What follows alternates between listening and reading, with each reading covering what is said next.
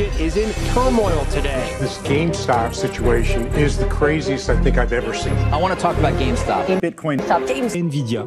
GameStop. GameStop. Nvidia. GameStop. Bitcoin. Nvidia. GameStop. De Nvidia. GameStop. Bitcoin. GameStop. Bitcoin. Nvidia. GameStop. Bitcoin. Oh, le bon vieux FOMO. Attends, tu ne sais pas ce que c'est? Eh ben, ça me déçoit beaucoup venant de toi. Investissement, mindset, Tesniam, on système. Non mais oh, on se fout de moi là? Ça lance le générique sans mon accord? Waouh, ça fait du bien. Comme je disais, si tu n'as jamais investi, c'est normal et c'est avec plaisir que je vais te raconter ce qu'il en est. Si tu connais déjà le FOMO, je pense que tu apprendras quand même quelque chose. Du moins, c'est mon objectif. Ceci dit, commençons. Investissement, mindset, tes finances personnelles.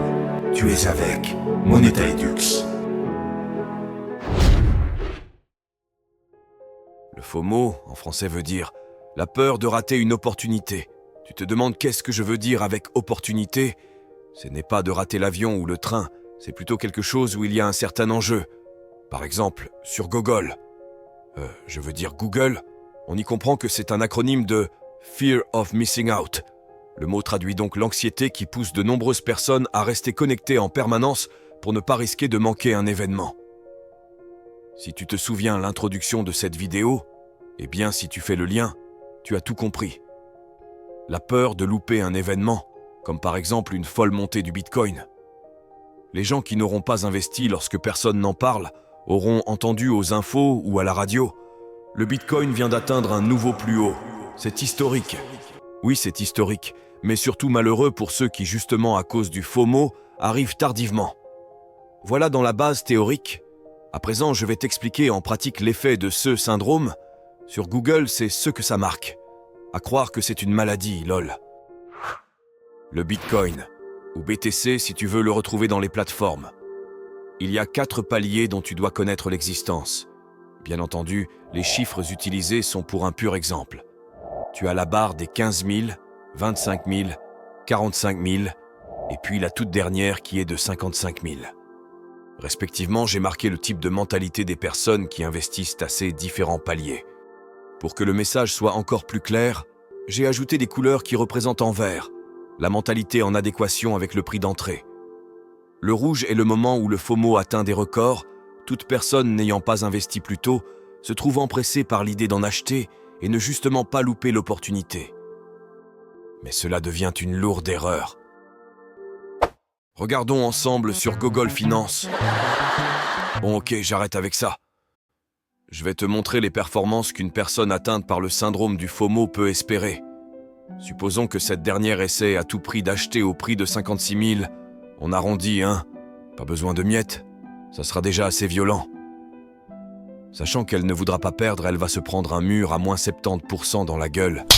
Ce qui est très douloureux pour un portefeuille. Et encore pire comme première expérience. Néanmoins, pour voir à nouveau une valorisation de son investissement positive, elle devra attendre jusqu'au mois de mars de l'année 2024, soit un peu moins de 3 ans après avoir choisi de mettre son argent dans cet actif. Et je souligne, cet acte était purement impulsif. À présent, prenons le rôle d'un connaisseur, cherchant une bonne opportunité. Celui-ci investit seulement et uniquement au prix de 15 000 €, ayant un prix d'achat quasi imbattable pour la période actuelle. Au mois de mars 2024, contrairement à l'investisseur impulsif, lui obtient à ce moment une performance de plus de 300%, ce qui revient à avoir triplé son investissement de base. Et ce, tout simplement en ayant eu une bonne méthodologie, simple à appliquer mais pas si facile à respecter. Maintenant tu dois te demander, d'accord, j'ai compris qu'il y a des moments où il faut laisser tomber et attendre plutôt que de commettre de telles erreurs. Et si c'est le cas, mon travail a déjà porté ses fruits. Mais je vais te donner quelques astuces pour éviter de tomber dans le piège du FOMO, et même comment le contrer. Reste bien attentif à ce qui suit. Reprenons les bases. Dans les investissements, nous pouvons ressentir ce biais cognitif très souvent, surtout en période de bull run. Les cas les plus récents sont l'action américaine Nvidia en bourse et le cacao dans les matières premières. Si tu n'es pas au courant de cela, Laisse-moi te montrer en 2 secondes. Voici le graphique de l'action Nvidia, la folle montée très fortement liée à la tendance de l'intelligence artificielle. Suivi du cacao, matière première qui a atteint des records très récemment. Les billets du FOMO, les plus fréquents sont dans les crypto-monnaies. Lorsque le Bitcoin atteint son nouvel ATH, il y a beaucoup de volume dans les transactions à ce moment-là. C'est là que le FOMO entre en jeu. Les investisseurs ayant une plus-value positive n'achètent que seulement s'ils sont là pour le long terme et pratiquent alors la méthode DCA, qui veut dire investissement manuel ou automatisé d'une valeur identique, et ce de façon mensuelle, pour avoir sur le temps long un prix d'achat lissé. Voici 4 clés pour te permettre de ne pas tomber dans le FOMO. Numéro 1, connaître les actifs dans lesquels tu décides d'investir. Numéro 2, évite les actifs ayant eu une énorme tendance haussière récemment, regarde-les de loin, ou alors ajoute-les à ta watchlist et attends une correction pour te décider ou non à investir. Numéro 3, en bourse, utilisez les ratios de valorisation historique et les comparer aux actuels, tu comprendras alors s'il est temps d'investir ou de patienter. Et enfin, numéro 4, pour les autres actifs tels que les crypto-monnaies, etc., un bon indicateur pour ne pas entrer et de voir s'il est sujet dans l'actualité ou non. Par exemple, le Bitcoin a atteint son nouveau plus haut.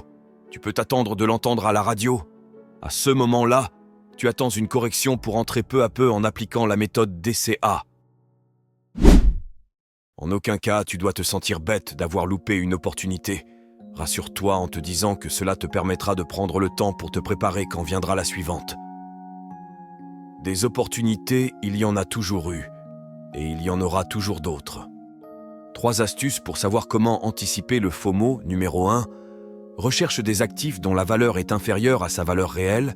Dans les small caps, le marché étant moins exploité et moins connu par la majorité des investisseurs particuliers et même de nombreux investisseurs professionnels dus à la réglementation. Numéro 2. Ajouter au préalable des actifs fortement convoités dans une watchlist et les suivre en attendant une valorisation intéressante. Numéro 3. Utiliser un screener pour trier et éliminer les actifs surévalués, grâce notamment au PER, Price to Book, en le comparant aux moyennes de chaque secteur. Je tiens à souligner que rien dans cette vidéo n'a été formulé ou conçu pour influencer à un potentiel investissement. Elle est faite pour la simple et bonne raison d'être un moyen d'apprentissage et bien entendu principalement de prévention. Si tu ne connais rien, ou tu connais mais très peu l'univers des investissements, laisse-moi te montrer ce que moi je ferai. Avant de t'en dire plus, laisse un like, un commentaire et abonne-toi et active tes notifications pour ne plus rien louper et surtout pour donner de la force à cette chaîne et me montrer que ce que je fais est utile. Reprenons. Si tu es dans un cas comme je l'ai décrit précédemment, tu as 2 choix, investir et en même temps te former, ou alors te former puis investir. Les 2 façons sont bonnes, mais dans un seul et unique fonctionnement, c'est qu'en investissant au même temps que tu te formes doit être uniquement du placement mensuel en DCA ou d'une manière qui pour toi est faisable.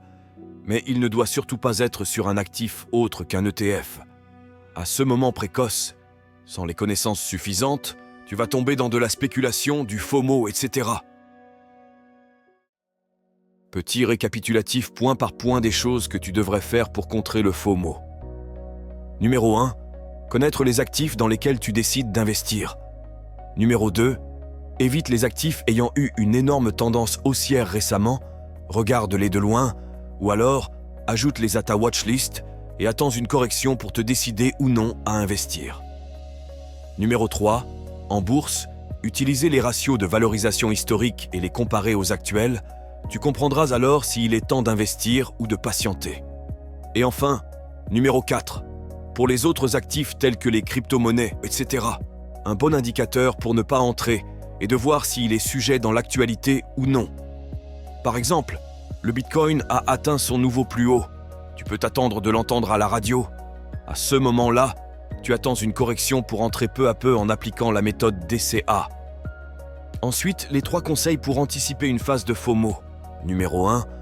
Recherche des actifs dont la valeur est inférieure à sa valeur réelle. Dans les small caps, le marché étant moins exploité est moins connu par la majorité des investisseurs particuliers et même de nombreux investisseurs professionnels dû à la réglementation. Numéro 2, ajouter au préalable des actifs fortement convoités dans une watchlist et les suivre en attendant une valorisation intéressante. Numéro 3, utiliser un screener pour trier et éliminer les actifs surévalués grâce notamment au PER, Price to Book, en le comparant aux moyennes de chaque secteur. Et enfin, en ne sachant pas dans quoi investir pour commencer, ou investir dès maintenant en parallèle de ton apprentissage à ce sujet, investis, si tu le peux, en DCA dans un ETF Monde ou un ETF Monde Quality. La vidéo touche à sa fin. Je compte sur toi pour la recommander autour de toi et surtout pour me soutenir dans ce que je fais. C'était Moneta Edux. À ton succès financier et à la prochaine.